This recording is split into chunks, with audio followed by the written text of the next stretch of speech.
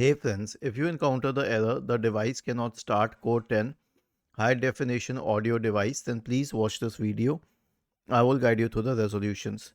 The first solution is to run the audio troubleshooter. Right click on the start button and select settings from the menu. Go to the system tab on the list on the left hand side and scroll down to troubleshoot.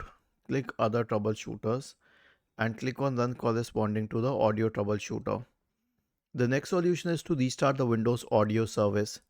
Search for services in the Windows search bar and open services.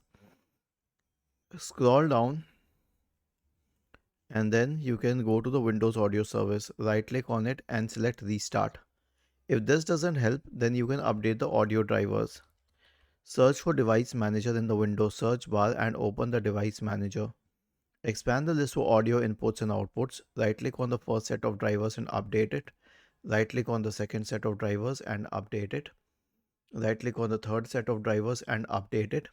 Right click on the fourth set of drivers and update it. Was this helpful? If yes, then please subscribe to the channel. If not, then let us know in the comment section of the video on how we could help you further. Thank you for watching this video and have a nice day.